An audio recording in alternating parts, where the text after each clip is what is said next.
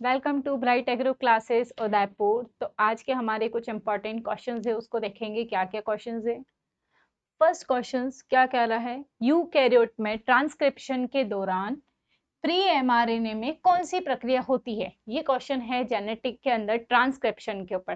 Transcription क्या होता है, ट्रांसक्रिप्शन किसे कहते हैं हम, जब डीएनए से किसका फॉर्मेशन हो रहा है, डीएनए से आरएनए बनने को क्या बोलते हैं, ट्रांसक्रिप्शन।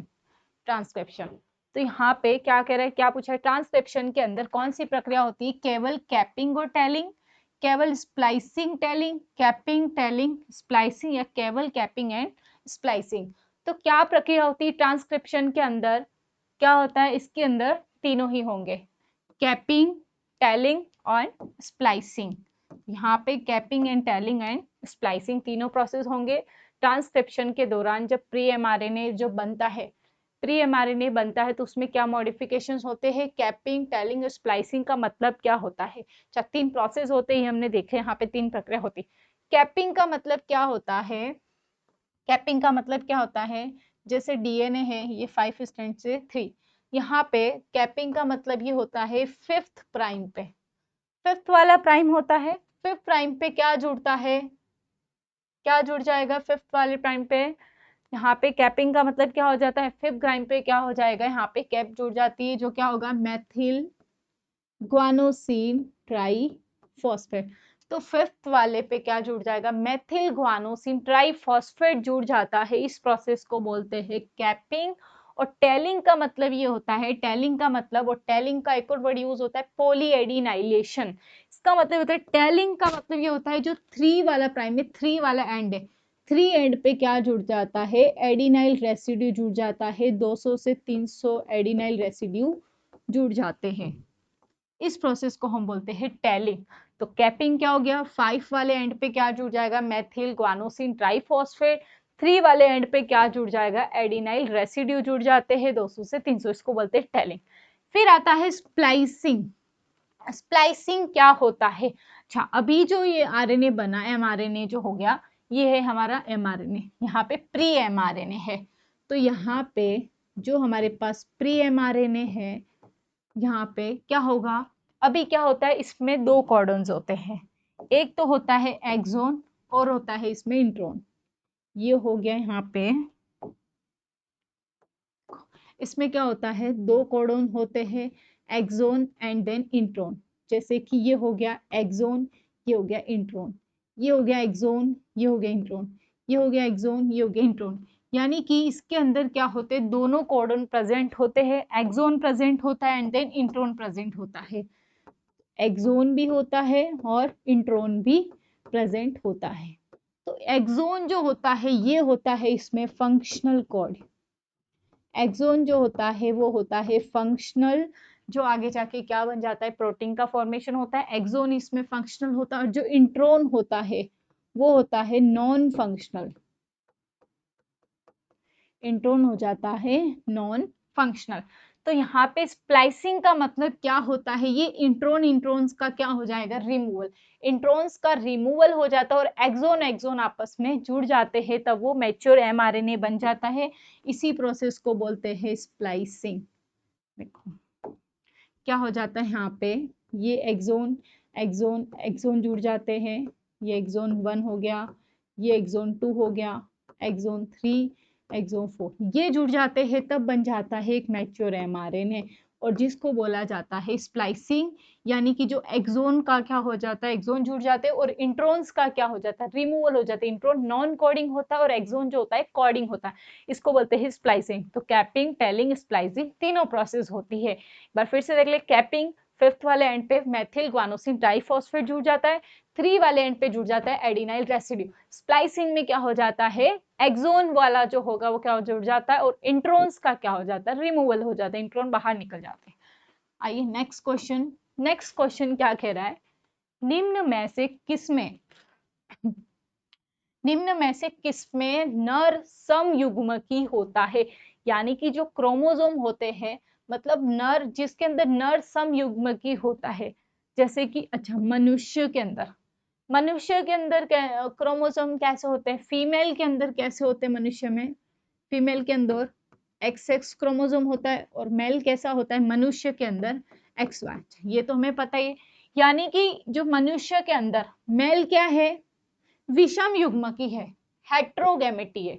तो मेल जो होता है विषम युग्मकी होता है मनुष्य के अंदर, हेट्रोगैमेटी। इसमें अलग अलग क्रोमोसोम है। तो फीमेल इसमें समयुग्मकी। इसमें क्या पूछा है, जिसमें नर समयुग्मकी। तो ये ऑप्शन तो वैसे ही कैंसल।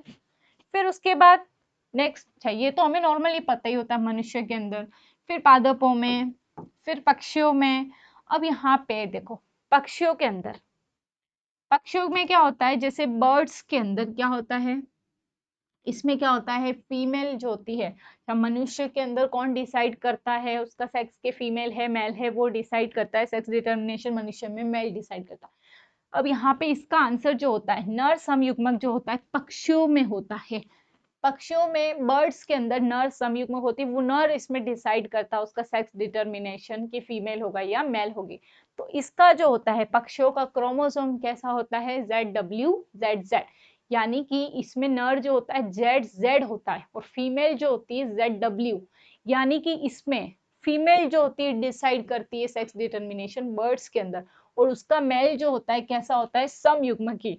तो मेल समयुग्मकी होता है, होमोगैमेट होता है इसके अंदर मेल, वो किसमें होता है पक्षियों में।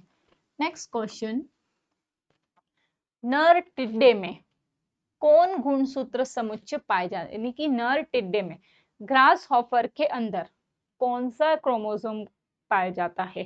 देखो कौन सा क्रोमोसोम पाया जाता है मेल के अंदर, कौन सा पाया जाएगा, क्या हो गया क्रोमोसोम का मेल के अंदर, जो ग्रास हॉपर होता है, टिड्डा जो होता है वो कैसा होता है, नर उसमें समयुग्मक होता है या विषम युग्मक होता है। तो टिड्डे के अंदर जो नर होता है वो विषम युग्मक होता है, ग्रास हॉपर के अंदर जो नर होता है वो विषम युग्मक होता है। तो यहाँ पे टिड्डे के अंदर पाया जाता है XO टाइप का प्रेजेंट होता है ग्रास हॉपर के अंदर। यानी कि मेल हेट्रोगैमेट होता है, नर विषम युग्मक होता है। तो XO टाइप का पाया जाता है। नेक्स्ट क्वेश्चन, निम्न में से कौन सा संकेत पक्षियों में लिंग गुणसूत्रों को प्रदर्शित करने के लिए किया जाता है। पक्षियों के अंदर वही क्वेश्चन आया, अभी हमने देखा, अभी पक्षियों के अंदर कौन सा क्रोमोसोम होता है पक्षियों के अंदर, अभी क्या देखा हमने, कैसा होता है नर, कैसा होता है इसमें समयुग्मकी होता है, और इसमें जो मादा होती फीमेल होती वो होती विषम युग्मकी। तो क्या होगा इसका आंसर, पक्षियों के अंदर होता है ZWZZ, ये होता है फीमेल में और ZZ होता है मेल में। नेक्स्ट क्वेश्चन, यूकैरियोटिक जीवों में आरएनए पॉलीमराइज थर्ड किसका संश्लेषण करता है। अच्छा, आरएनए पॉलीमराइज थर्ड इसमें किसका संश्लेषण करता है। आरएनए पॉलीमराइज क्या बनाता है, आरएनए बनाता है, और डीएनए पॉलीमराइज डीएनए बनाता है। आरएनए पॉलीमराइज आरएनए बनाता है।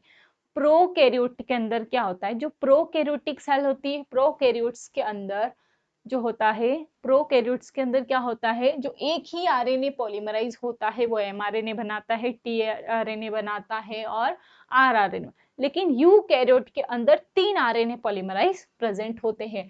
3 आरएनए पॉलीमराइज प्रेजेंट होते हैं। देखो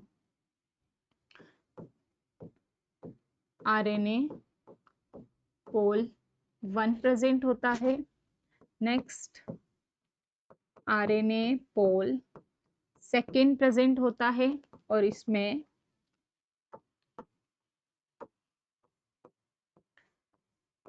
आरएनए पोल थर्ड होता है। तो यहाँ पे किसका पूछा गया, आरएनए पॉलीमराइज थर्ड क्या बना था। अब देखेंगे आरएनए पोल 1 क्या बनाता है, आरआरएनए। आरएनए पोल 1 क्या बनाता है, आरआरएनए बनाता है। आरएनए पोल सेकेंड, आरएनए पोल सेकेंड क्या बनाता है, एमआरएनए। तो एमआरएनए कौन बनाता है, आरएनए पोल सेकेंड। आरएनए पॉलीमराइज थर्ड क्या बनाता है, आरएनए पोल थर्ड बनाता है टीआरएनए। क्या बना देगा, टीआरएनए। तो क्या पूछा है क्वेश्चन, आरएनए पॉलीमराइज थर्ड क्या बनाता है। अब देखो यहाँ पे क्या बनाता है, टीआरएनए के साथ और क्या बनाता है। तो आरएनए पोल थर्ड यहाँ पे क्या बनाता है, 5' आरआरएनए, टीआरएनए, एसएनआरएनए। तो आरएनए पॉल थर्ड बनाता है 5' आरआरएनए बनाएगा, टीआरएनए बनाता है, एसएनआरएनए बनाता है। क्लियर? ठीक है, एंड दूसरा ऑप्शन दे रखे इसमें। नेक्स्ट क्वेश्चन क्या कह रहा है, यदि डीएनए का एक सूत्र में, ठीक है, हमने कल ही देखा था, इससे पहले वाली क्लास में क्वेश्चंस में बताया था कि जैसे डीएनए का जो होता है नाइट्रोजिनस बेसिस से जुड़ा होता है। कितने नाइट्रोजिनस बेसिस होते हैं? 4, एडिनिन, ग्वानोसिन, साइटोसिन, थाइमिन। तो यहाँ पे जो होता है डीएनए का दे रखा है, डीएनए का सीक्वेंस दे रखी है, डीएनए के 4 युग्मों की क्रम दे रखा है। इसमें पूछा है एमआरएनए का, अगर डीएनए का 4 युग्म ये है तो एमआरएनए का क्या होगा? डीएनए का क्रम ये दे रखा है तो एमआरएनए का क्रम क्या होगा? तो क्या होगा देखो, डीएनए के अंदर क्या होता है, एडिनिन के साथ, एडिनिन किसके साथ जुड़ता है डीएनए में? थाइमिन के साथ। यहाँ पे क्या पूछा है? आरएनए, आरएनए के अंदर एडिनिन किसके साथ जुड़ता है? यूरेसिल के साथ। अब देखो इसका सीक्वेंस कहाँ पे बन रहा है, एडिन, जहाँ पे थाइमिन की जगह पे सीक्वेंस में क्या होना चाहिए? यूरेसिल होना चाहिए थाइमिन की जगह पे, क्योंकि आरएनए का पूछा है कि आरएनए का क्या होगा, तो एडिनिन, थाइमिन की जगह पे क्या आएगा? यूरेसिल। यहाँ पे वापस साइटोसिन, एडिनिन, जो कि साइटोसिन, ग्वानिन, एडिनिन, सी, यहाँ पे टी की जगह वापस क्या आ गया? यू, फिर ए और जी। तो इसका आंसर क्या हो जाएगा? ये हो जाएगा, जहाँ पे इस टी की जगह पे क्या आ जाएगा? यू आ जाएगा। क्लियर? नेक्स्ट क्वेश्चन, द्विकुंडलित डीएनए का कार्यकारी प्रतिरूप सर्वप्रथम किसने दिया? यानी कि जो डीएनए का पूछा गया, जो डीएनए द्विकुंडलित डबल हेलिक्स मॉडल जो हो, किसने दिया था? डीएनए द्विकुंडलित किसने दिया था? इसका आंसर क्या है? वाटसन एंड क्रिक ने दिया था। वाटसन एंड क्रिक ने डीएनए द्विकुंडलित बताया था। और सिंगर एंड निकोल्सन ने क्या दिया था? सिंगर एंड निकोल्सन ने fluid mosaic model of plasma membrane. तो प्लाज्मा मेम्ब्रेन का जो फ्लूइड मोज़ेक मॉडल है वो दिया था सिंगर एंड निकोल्सन ने। स्लाइडन एंड स्वान ने सेल की थ्योरी दी थी। नेक्स्ट क्वेश्चन, एक द्विरज्जुकीय डीएनए में ग्वानिन साइटोसिन की मात्रा, ग्वानिन साइटोसिन की मात्रा, एक ही मात्रा 30, एक मिनट, ये क्वेश्चन शायद थोड़ा सा, क्या क्वेश्चन, डीएनए में ग्वानिन साइटोसिन की मात्रा, अच्छा यहाँ पे एक क्वेश्चन कट हो गया है कि यहाँ पे ये क्वेश्चन था, अगर ग्वानिन और साइटोसिन की मात्रा 30% है, अच्छा ओके ओके सॉरी,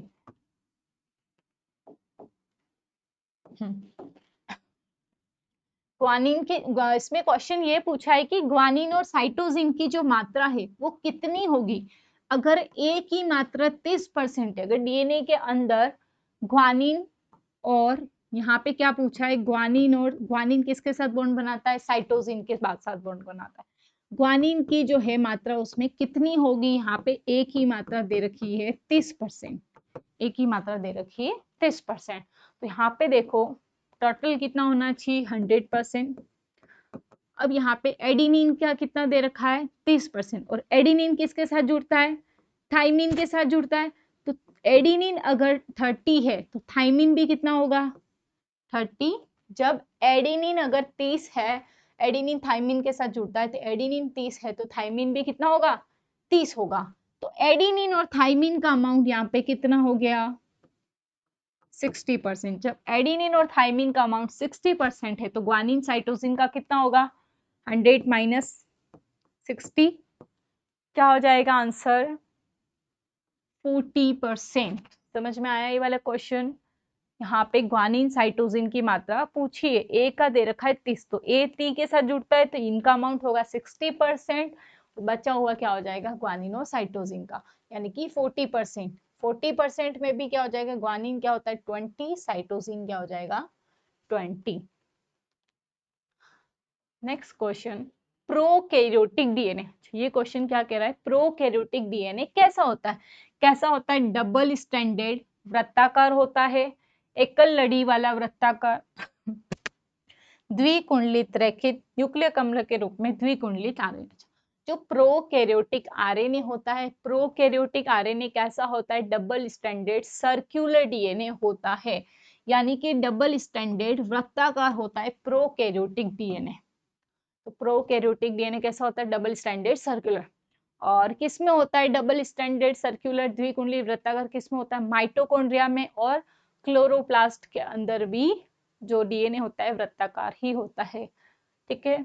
और द्विकुंडलित रैखिक किसमें होता है, लीनियर डीएनए किसमें होता है, double circular double standard linear DNA जो होता है यूकैरियोटिक के अंदर। तो द्विकुंडलित रैखिक जो होता है यूकैरियोटिक में होता है। नेक्स्ट क्वेश्चन, नेक्स्ट क्वेश्चन क्या कह रहा है, अच्छा मैच द फॉलोइंग करनी है, मैच द फॉलोइंग करनी है। क्या कह रहा है, जब डीएनए फॉर्म डीएनए, अगर डीएनए से ही डीएनए बन रहा है, डीएनए से डीएनए का फॉर्मेशन हो रहा है, इस प्रोसेस को क्या बोलेंगे, जब डीएनए से डीएनए बनता है इस प्रोसेस को बोलते हैं प्रतिकृति। प्रतिकृति यानी कि डीएनए का रेप्लिकेशन। जब डीएनए से डीएनए बनता है यानी कि डीएनए से डीएनए की कॉपी बन रही, वो क्या होता है, डीएनए की प्रतिकृति रेप्लिकेशन। तो एक आंसर हो गया फोर्थ। नेक्स्ट क्या कह रहा है, आरएनए फॉर्म प्रोटीन, जब आरएनए से प्रोटीन बन रहा है, अच्छा जब डीएनए से आरएनए बनता है इसको क्या बोलते हैं, ट्रांसक्रिप्शन। जब आरएनए से प्रोटीन बनता है इसको बोलते हैं ट्रांसलेशन, यानी कि ट्रांसलेशन या हिंदी में बोले तो अनुवाद, ठीक है, अनुवाद। तो ट्रांसक्रिप्शन को बोला जाता है प्रतिलेखन, और प्रोटीन जब ट्रांसलेशन होता है उसको बोलते हैं अनुवाद। आरएनए अगर प्रोटीन बना रहा है, आरएनए प्रोटीन बना रहा है तो क्या होता है, ट्रांसलेशन यानी कि अनुवाद। तो सेकंड का आंसर क्या हो जाएगा, थर्ड। जब डीएनए से आरएनए बन रहा है, जब डीएनए से आरएनए बन रहा है यानी कि क्या बोल रहे हो उसको, ट्रांसक्रिप्शन। डीएनए से आरएनए बन रहा है तो ट्रांसक्रिप्शन। डीएनए से आरएनए बनने को क्या बोलते हैं, ट्रांसक्रिप्शन को क्या बोलते हैं, प्रतिलेखन। जब डीएनए क्या बना रहा है, आरएनए, उसको बोलते हैं प्रतिलेखन। फिर क्या कह रहा है, आरएनए फॉर्म आरएनए। अच्छा यहाँ पे क्या होगा, आरएनए से डीएनए, जब आरएनए से डीएनए बन रहा है, ठीक है, जब आरएनए से डीएनए बनेगा तो क्या होगा, प्रोसेस रिवर्स होगा, तो क्या हो जाएगा, रिवर्स ट्रांसक्रिप्शन, ठीक है। अब देखो इसका मिलान, फर्स्ट का आंसर क्या है, फोर्थ, फोर्थ इन तीनों में आ रहा है। बी का आंसर क्या है, बी का आंसर है थर्ड। तो बी का आंसर थर्ड किस में दे रखा है, ए का आंसर फोर्थ, आरएनए प्रोटीन बना रहा है उसको बोलते हैं अनुवाद। तो बी का आंसर हो गया थर्ड, ए का फोर्थ और बी का थर्ड। सी का आंसर, जब डीएनए क्या बना रहा है, आरएनए, और डीएनए बना रहा है, सॉरी आरएनए प्रोटीन बना रहा है तो क्या हो गया, अनुवाद, बी का थर्ड। डीएनए बना रहा है आरएनए, इसको क्या बोल देंगे, इसका आंसर क्या होगा, सेकंड। तो सी का आंसर हो गया सेकंड। और आरएनए क्या बनाता है, डीएनए, इसको बोलेंगे रिवर्स ट्रांसक्रिप्शन। तो इसका आंसर हो गया third. Next question, EFB, EFB का अर्थ क्या है। अच्छा इसमें ये पूछा गया है EFB के, यहाँ पे EFB क्या होता है, EFB की फुल फॉर्म क्या होती है, ये किस में आता है, बायोटेक्नोलॉजी के अंदर। तो यहाँ पे EFB किसको बोला जाता है, European federation of Eurasian Asia इथोपिनो। यहाँ पे आंसर होगा इसका, EFB जो होता है European federation of biotechnology. Next question, प्रथम पूर्ण योगज डीएनए का निर्माण किसने किया। अच्छा जब प्रथम पूर्ण योगज डीएनए का निर्माण किसने किया, यानी कि फर्स्ट रिकॉम्बिनेंट डीएनए, इसमें साइंटिस्ट का नाम पूछा है। जब फर्स्ट रिकॉम्बिनेंट डीएनए बना, फर्स्ट रिकॉम्बिनेंट जो डीएनए होता है वो किसने किया उसका निर्माण, इसका निर्माण किसने किया, Stanley Cohen, Herbert Boyer, Temin Baltimore और विकल्प फोर्थ 1 एंड 2। इसका आंसर बहुत होगा 1 and 2। First recombinant DNA Stanley Cohen and Herbert बोवर ने दिया। रिकॉम्बिनेंट डीएनए कैसे बनता है, इसके अंदर और भी क्या वर्ड्स यूज होते हैं। डीएनए को कट करने के लिए कौन सा एंजाइम यूज होता है, रेस्ट्रिक्शन एंजाइम यूज करता है। और डीएनए को जोड़ने के लिए कौन सा एंजाइम यूज होता है, लाइगेज एंजाइम यूज होता है। तो ये सारी चीजें, और जो फर्स्ट रेस्ट्रिक्शन एंजाइम जो था, हिंट सेकेंड।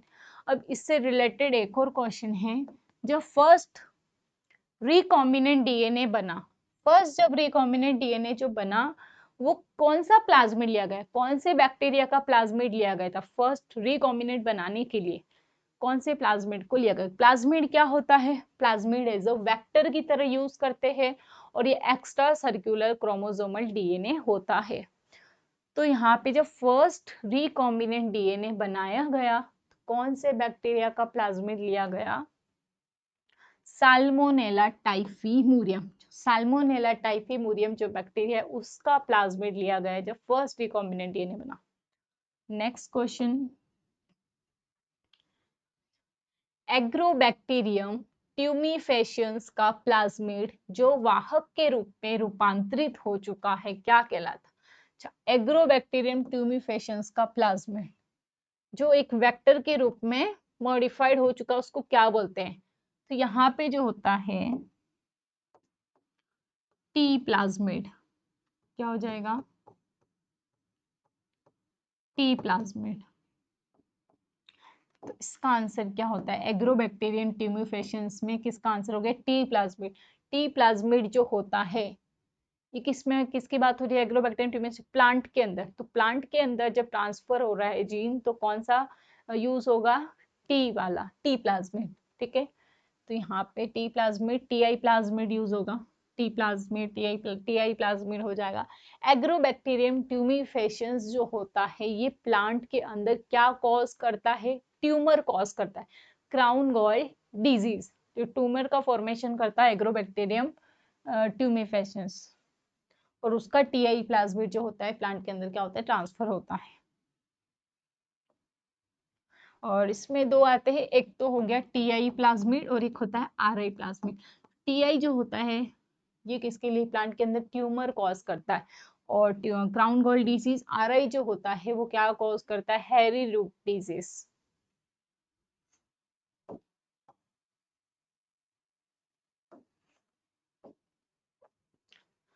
पहली ट्रांसजेनिक फसल, फर्स्ट ट्रांसजेनिक क्रॉप, जो फर्स्ट ट्रांसजेनिक क्रॉप बनाई गई वो कौन सी थी, मटर, तंबाकू, सन, कपास। तो इसका आंसर है तंबाकू, टोबैको। फर्स्ट ट्रांसजेनिक क्रॉप जो थी टोबैको, तंबाकू। अच्छा, ट्रांसजेनिक क्रॉप क्या होता है, दो जीन्स को मिक्स करके, ऐसा मतलब हम नया कुछ बनाते हैं जो क्या होता है उसके अंदर। ट्रांसजेनिक क्रॉप बनाने के जैसे क्या फायदे हो गए, कि उसमें रेजिस्टेंस पावर आ जाएगी, उसमें जल्दी डिजीज नहीं लगेगी, या उसमें और किसी के लिए भी यूज करते हैं कि उसका प्रोडक्शन बढ़ रहा है या उसकी क्वालिटी बढ़ा रहे हैं। ओके, ये सारी चीजें। नेक्स्ट, मेंडेलियन द्विसंकर क्रॉस की F2PD में फिनोटाइप जीनोटाइप क्या पूछा है, जो डाई हाइब्रिड क्रॉस है, डाई हाइब्रिड क्रॉस के अंदर फिनोटाइपिक रेशियो और genotypic ratio. Dihybrid cross किसके बीच में क्रॉस कराया था, डाई हाइब्रिड,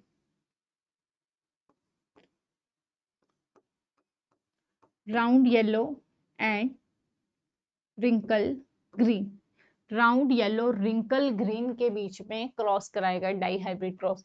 इसका बीच में जब क्रॉस कराते हैं तो इसका रेशियो क्या आता है, और इसमें फिनोटाइप कितने होते हैं और जीनोटाइप कितने होते हैं। तो इसका जो फिनोटाइपिक रेशियो था, फिनोटाइपिक रेशियो क्या आता है, 9:3:3:1, यानी कि इसमें फिनोटाइप कैरेक्टर्स कितने हैं, 1 2 3 4, 4 फिनोटाइप कैरेक्टर्स है। 9 फर्स्ट कैरेक्टर क्या था, क्या बनते, first character round yellow, first कौन सा बनता है, राउंड येलो बनता है। नेक्स्ट कौन सा बनता है, एक बनता है राउंड येलो, नेक्स्ट बनता है राउंड ग्रीन, और एक बनता है रिंकल्ड येलो, और एक बनता है रिंकल्ड ग्रीन। तो ये 4 फिनोटाइप कैरेक्टर्स बनते हैं। और उसमें जो जीनोटाइप्स होते हैं, जीनोटाइप कितने होते हैं, 9 जीनोटाइप। तो इसका आंसर क्या हो गया, 4 तो फिनोटाइप होते हैं और 9 क्या होते हैं, जीनोटाइप। नेक्स्ट, क्या कह रहा है 44 plus XXY condition, XXY condition यानी कि यहाँ पे क्या हो रही है एनीप्लॉइडी, यानी कि एनीप्लॉइडी जब एक एक्स क्रोमोसोम बढ़ जाता है यहाँ पे कम हो जाता है तो क्या हो जाता है डिजीज हो जाती है। तो जब ऐसी कंडीशन हो जाएगी XXY की कंडीशन हो जाएगी तो कौन सी डिजीज होगी, XXY कैरियोटाइप वाले व्यक्ति जिनमें कुछ जिसमें कुछ स्त्रीण लक्षण हो यानी कि कुछ स्त्री के लक्षण आ जाते हैं XXY, जैसे कि गायनेकोमेस्टिया के साथ समग्र पुरुष विकास होता है, इसमें कौन सा गुणसूत्र विकार होता है। यहाँ पे क्या हो जाएगा नेक्स्ट, फर्स्ट क्या दे रखा है Klinefelter syndrome, Turner syndrome, down syndrome, acquired immunodeficiency syndrome. अब यहाँ पे है क्लाइनफेल्टर सिंड्रोम,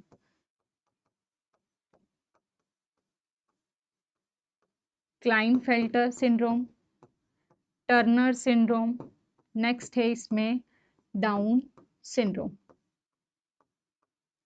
डाउन सिंड्रोम। और यहाँ पे क्या हो गया एक्स, यानी कि जब XXY वाली कंडीशन है तब कौन सी डिजीज होती है, XXY वाली कंडीशन होती है वो डिजीज होती है क्लाइनफेल्टर सिंड्रोम। क्या होगी यहाँ पे क्लाइनफेल्टर सिंड्रोम। अब देखना ये क्लाइनफेल्टर सिंड्रोम होता क्या है, क्लाइनफेल्टर सिंड्रोम ये होता है किस में होता है, क्लाइनफेल्टर वाली डिजीज जो होती है मेल में होती है। मेल में क्या होता है, मेल में नॉर्मली कौन सा क्रोमोसोम होता है XY, कौन सा क्रोमोसोम हो जाएगा मेल में XY होता है, लेकिन इसमें क्या हो जाती है डिजीज हो जाती है जिससे कंडीशन क्या हो जाएगी XXY, दो X आ जाएंगे। तो ये डिजीज मेल में होती है, Y आ रहा है यानी कि मेल के अंदर, तो मेल के अंदर XXY कंडीशन हो जाती है जिससे क्या होता है कि उस मेल के अंदर उस पुरुष के अंदर कैसे कैरेक्टर्स आ जाते हैं, कुछ फीमेल वाले कैरेक्टर्स आते हैं, स्त्री लक्षण आ जाते हैं, कुछ फेमिनिन कैरेक्टर्स आ जाते हैं, और क्या कैरेक्टर्स आ जाते हैं इसमें ब्रेस्ट डेवलपमेंट हो जाता है। और ये वाले जो मेल होते हैं वो कैसे होते हैं स्टेराइल होते हैं, इनमें जो टेस्टीज होती है वो रूडिमेंट्री होती है, वेल डेवलप्ड नहीं होती है। तो ये वाली जो कंडीशन होगी क्लाइनफेल्टर सिंड्रोम जिसे मेल में होती है। Next Turner syndrome, Turner syndrome जो होता है ये होता है मेल में, टर्नर सिंड्रोम जो होता है फीमेल में होता है। टर्नर सिंड्रोम में क्या होता है कि एक एक्स क्रोमोसोम क्या हो जाता है डिलीट हो जाता है फीमेल में, फीमेल में XX होता है, XX की जगह पे क्या हो जाता है यहाँ पे X0 हो जाता है, एक एक्स क्रोमोसोम इसमें डिलीट हो जाता है।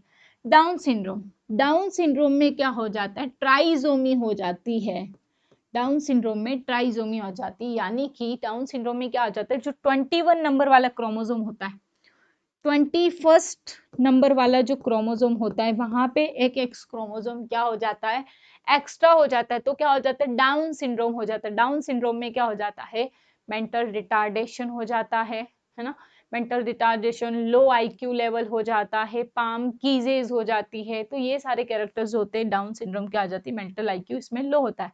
और टर्नर सिंड्रोम के अंदर भी क्या होता है फीमेल कैसी होती है इसमें स्टेराइल होती है, फर्टाइल नहीं होती है, ठीक है। फिर दे रखा है एक्स, तो यहाँ पे क्लाइनफेल्टर और टर्नर सिंड्रोम जो होते हैं सेक्स लिंक्ड डिजीज होते हैं, सेक्स लिंक। और जो डाउन सिंड्रोम जो होता है ऑटोजोमल डिजीज होती है, यानी कि इसके 21 वाले नंबर पे क्या हो जाता है एक एक्स क्रोमोसोम क्या हो जाता है इसमें एक्स्ट्रा हो जाता है।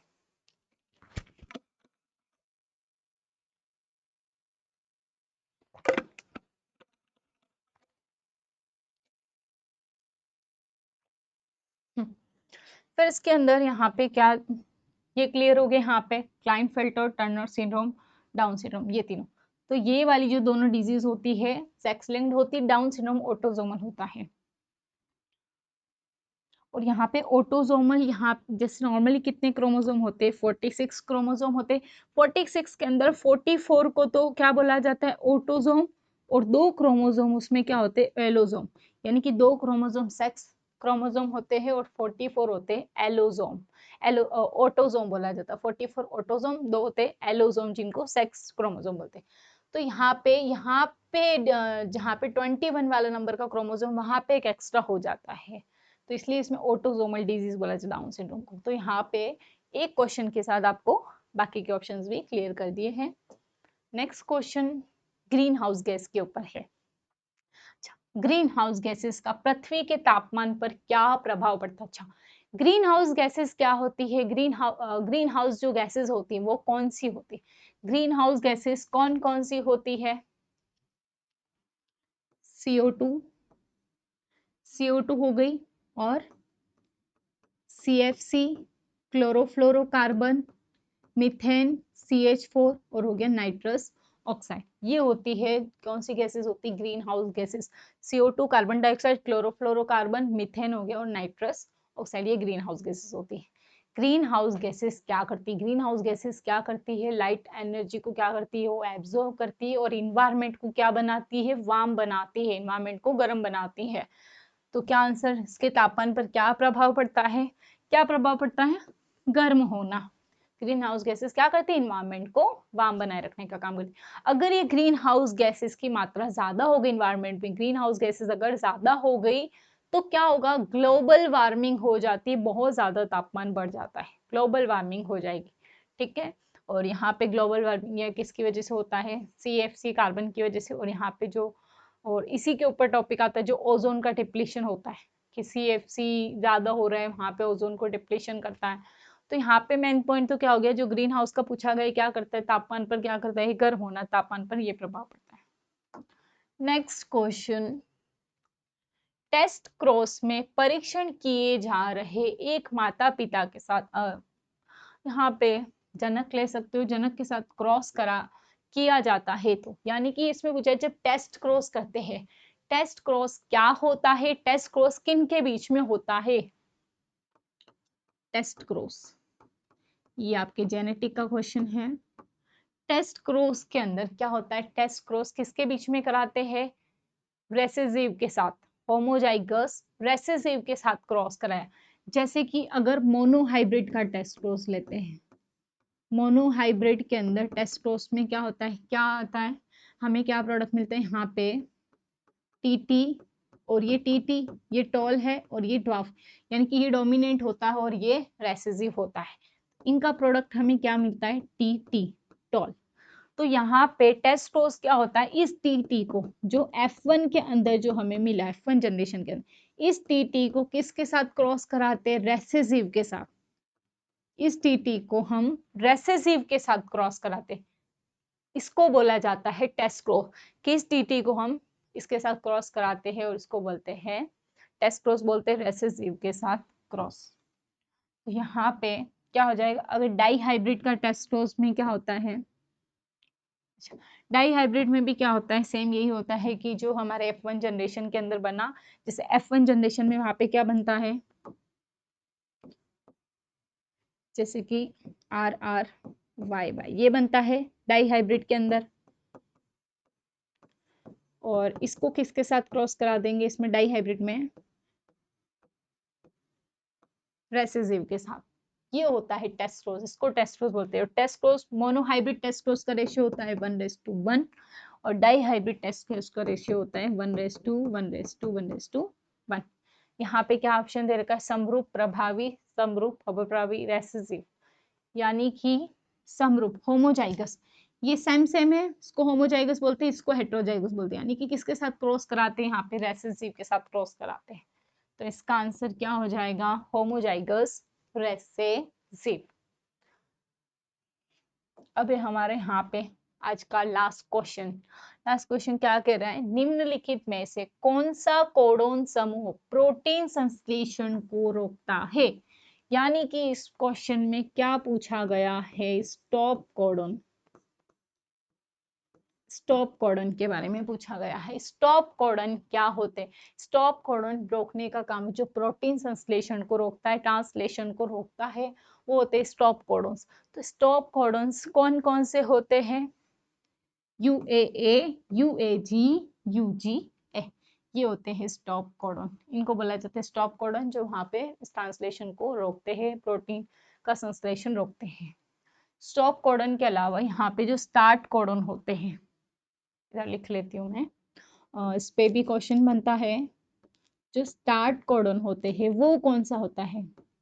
स्टार्ट कोडन जो होता है AUG, ये होता है स्टार्ट कोडन और AUG किसको कोड करता है? मेथियोनिन को कोड करता है, मेथियोनिन अमीनो एसिड को कोड करता है। तो यहाँ पे आज के हमारे सारे इंपॉर्टेंट क्वेश्चंस हो चुके हैं जेड से रिलेटेड। अब है यहाँ पे नेक्स्ट क्वेश्चन जो है हम नेक्स्ट क्लास में करेंगे, और भी क्वेश्चंस लेके आएंगे जेड से रिलेटेड इंपॉर्टेंट क्वेश्चंस जो एग्जाम के लिए बहुत ही बेनिफिट रहेंगे आपके लिए। ठीक है, आज की क्लास यहीं पे खत्म होती है। Thank you.